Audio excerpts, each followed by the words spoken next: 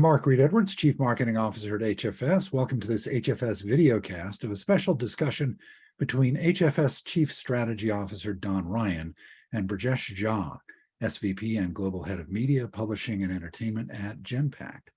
Brajesh is responsible for sales, delivery, innovation, and C-suite relationships for the worldwide vertical that delivers a range of professional services such as strategy consulting, process reengineering, technology-led transformations, target operating model design and implementation, and customer-focused growth strategies.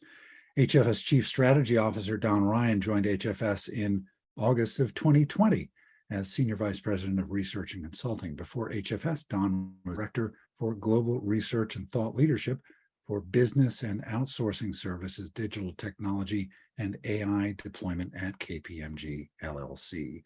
So let me hand it over to Don to get the discussion with Brajesh going. Don, over to you. Thank you, Mark. So welcome, Brajesh. This is a follow-up to the point of view that HFS published in early summer on the importance of optimizing business and IT operations. During the pandemic, the focus of media companies was on content generation, but we think the focus in the last 6 to 12 months has shifted to operations transformation as an engine for growth and productivity. So I want to ask you first, Brajesh, what does it mean and how do you go about transforming media operations into a revenue growth engine versus one that's more narrowly focused on cost cutting? Thank you, Don. It's a pleasure to be here. And hello and welcome to all our listeners. To answer your question, I want to start with a classic case. New York Times. Everyone has heard of them. This company was founded in 1851, has not changed its core mission, which is to seek the truth and understand the world. Now, they are a publishing giant with like 130 Pulitzer Prizes, 20 Emmy nominations, and so on. But back in 2011, they were at a crossroads. If you looked at their total subscriptions, those were less than 1.5 million, and almost 70% of it came from print business. So the revenue was coming from a channel that was slowing down, and they were staring at what could be a matter of survival for them. And that brought them to a point where they needed to undergo a digital transformation while maintaining business continuity. Mm-hmm. And it goes back to the very specific core transformation that you are talking about. So this is when they had to transform and strengthen the core with a unified digital strategy. And the challenges were aplenty. Cultures were different. There was a risk of cannibalizing existing revenues, and not to mention dwindling cash flows. So what they did was phenomenal. They created a unified strategy that looked into the account of all the persona-specific needs: journalists, newsrooms, developers, engineers, sales, and revenue teams. And they focused on the digital revenues while keeping journalists at the core of their new model. And this was a transformation that was fundamentally reshaping that whole media organization. And they invested heavily in technology, harnessed data, decision-making, and all of the ecosystem that goes into providing powerful insights. So they doubled down on customer behavior, preferences, demographics, and all the other attributes that could bring and predict long-term client value. Then they went into product development and targeted monetization vehicles, such as opinion, cooking, games, and other channels that they started developing. So in essence, what happened was a company transformed itself at its core from being a publishing house to becoming a software as a service company that is focused on subscription revenue. And today they have over 10 million paid subscriptions. And the print revenue is only 40%, and they are actually actively trying to increase that digital revenue even more. So this is a classic example of how organizations can go about transforming the core while building new revenue channels and powering growth for the long term. Very interesting. Yeah, I'm a New York Times digital subscriber, and their content delivery and organization is just fantastic. So exactly. Thank you for all the help you gave them. I wanted to explore 4 ways of linking revenue growth to operations, and I think some of these you've covered in the New York Times example, but maybe if you could give some other examples around the first being content maximization through optimized distribution and lifecycle management, leveraging ops in tandem with technologies like analytics, blockchain, and others. Yeah, I want to share some kudos for you and your team in putting together that paper. It was very thought-provoking. And if you look at it, I think it came out right at the point when the pandemic was about to come to an end. And during the pandemic, what we saw was a heavy investment into content. I mean, people were at homes, so therefore companies just went about acquiring more and more clients by rolling out as much of attractive content that they could. And the amount of investment that went into fresh content from Netflix, obviously, you're talking about upwards of 6 billion in 2021 itself. And then Disney and Apple and everyone else, over 2 billion of spending. And while they were spending all this, they were not paying attention too much to the average revenue per subscriber. So the ARPUs were not all that amazing, and yet there was a huge amount of investment going in. And that is when we looked at the reality, and from the time when your paper came out, a lot of the predictions you all made is turning out to be even more true. Because it is coming out and hurting all of them because they cannot continue to pour in that kind of money. And they have to pay attention to this specific point that you talked about, which is the distribution and monetization. So there are significant silos that exist in these media companies. There are boundary lines that exist between studios, TV, streaming, theme parks, and all the other business units that are tied to one or more revenue channels. So what this has done is a huge amount of redundancy and duplication of effort. And the frequent conflicts that exist between digital and legacy businesses, it just creates a very suboptimal scenario where they're not taking advantage of all the monetization channels and getting the most value out of it. So they're basically leaving money on the table. And what is most prominent is many of these companies have come through over a period of time through a number of acquisitions that they made. And many of them have global business services that are nowhere near maturity. And they cannot give a very clear picture of the revenue projections across all the distribution channels that is based on unified strength of the company.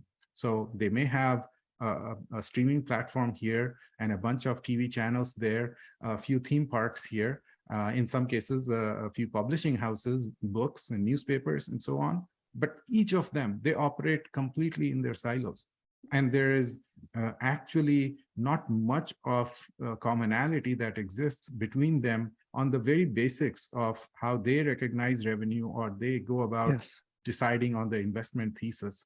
So that is a fundamental transformational need that this sector has at this point. Yeah, I mean, I see this content maximization, through the leverage of operations in its very early stages. So as you pointed out, these companies have early stage maturity in a lot of these areas. So this is a 5 to 10 year journey, I think, from where companies are today to where they really want to get to from an optimization perspective. I had another question in terms of the linkage between operations and building loyalty through trusted operations around content distribution, retaining customers, and eliminating risk. This notion of risk, retention, and trust, I think, is very critical. What is your view on that from an operations perspective? Yeah, so actually it is tied very nicely with your other pillar, which is of data and analytics. So if you would like, I can combine my response. Okay, that was great. So one of the critical pieces is figuring out what is the current health of your data ecosystem. And it's a dichotomy. If you think about it, all of these companies, when they are trying to maximize the value out of individual customers, they need metrics on churn, long-term customer value. average revenue per user, by geography, by ethnicity, and so on. All of them mean that you need to know more and more about your end consumer, and you need to know more about their viewing habits or media consumption habits, regardless of the channel. And which means you need to gather as much data as you can, and you need to harness all of the existing data that you might have had historically, but you might not have taken full advantage of.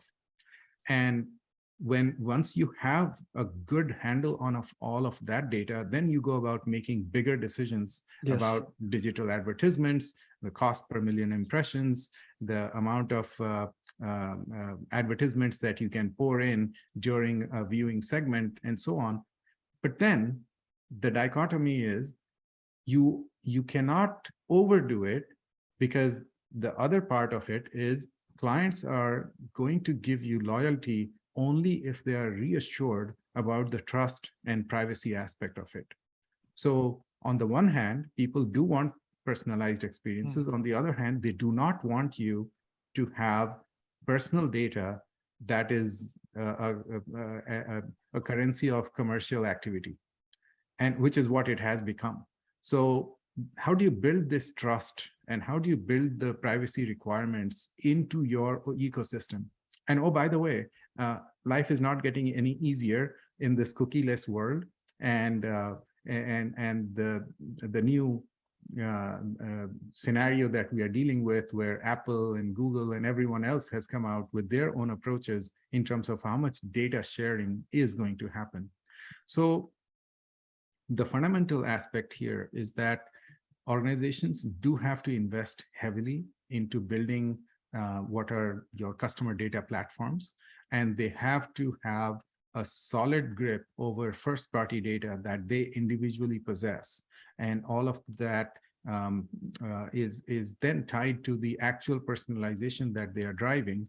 And in this transformation of their own data ecosystem, they have to use artificial intelligence, analytics, and all of the other tools that they have at their disposal to prevent anything that breaches the trust of an individual, anything that breaches and creates a scenario. And this is particularly important given what has happened with the social media companies, and the social media companies are now colliding very much with the traditional media companies. So the traditional media companies have to learn from the experience of social media companies in terms of how trust and safety is a massive concern when it comes to media consumption, and protection of copyrighted content, and all of those things become super, super critical. So these two pillars are extremely important, and the urgency associated with these two is much higher.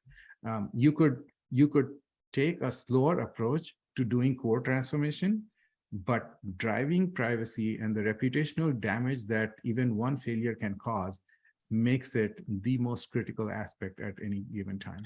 Yeah, I would agree with you. I mean, if you look at where operations is headed, I think these dichotomies of privacy versus personalization and how trust fits into this, I think this is going to really accelerate to be one of the top 1 or 2 concerns of most large-scale operations within legacy as well as digital media companies going forward. So, and again, I think we're in the very early stages in terms of companies really understanding how to organize and implement these kinds of solutions. Just quickly, one other thing that we study a lot of at HFS is scale through automation and better ways of working. Maybe if you could just take a second to talk about automation and new ways of working from a business transformation and revenue enhancing perspective. Absolutely. As a lifelong technologist, this is an area of huge for me, because we are talking about the organizations still operating out of outdated legacy ERPs, inefficient workflows, location strategies that are poorly defined. You look at their procurement, long list of favored vendors, infrastructural issues that are making it harder for people to collaborate remotely and across geographies. And essentially what has happened is that there are so many custom legacy applications that exist in all of these organizations that it gets really hard when you talk about deploying automation solutions. So I was talking to a CTO of one of my clients, and he was telling me, look, I did what I thought was everything was right. I set up a COE. I took advantage of the latest and greatest RPA solutions in the market. My team got a few use cases in place, showed it to the business units, and all I was trying to do is to scale it up, take it all the way for the whole organization. But it has been a monumental challenge. Why? Because the automation solutions are not the issue. They are pretty good. The challenge is that it's a massive change management issue.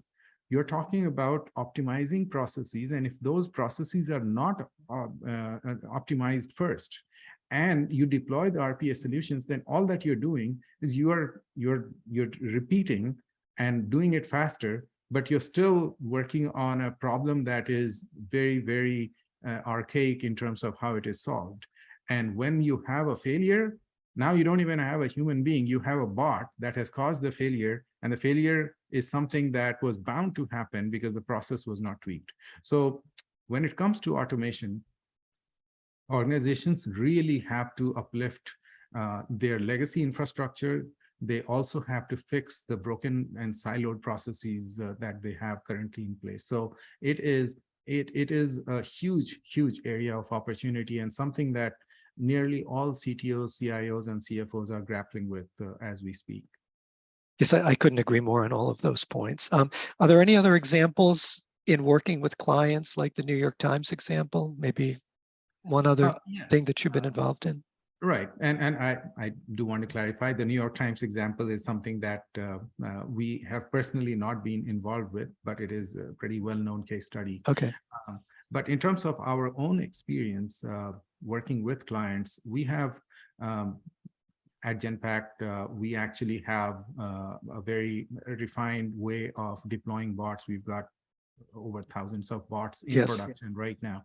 And when we do it, we have a very systematic way of, first of all, figuring out what kind of a process regimen you have in place. We assess it.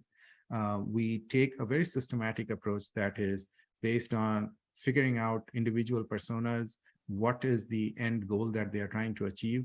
We do journey mapping of each of those, and then we figure out ways in which automation solutions can be introduced. Sometimes you can do a supervised learning. Sometimes you can simply take an existing process and it is so well tuned, all you have to do is apply a bot over there and let it take care of it. There are extreme cases where the legacy infrastructure is so old, you're talking about mainframe-based solutions, there's no way that you can actually rip it out and replace it overnight. So what we do in those cases is we create a systems of engagement layer, and we apply what we call as screen grabbing and mechanisms by which you can simulate the behavior of a human being. As long as the process is optimal, we simply take advantage of that simulation, and then we convert that into a workflow that is much more optimized. And there are specialized tools that we have at our disposal that allows for all of the workflow modernization. I see. So are there any other specific solutions, especially in the media area, to address these four imperatives? Certainly.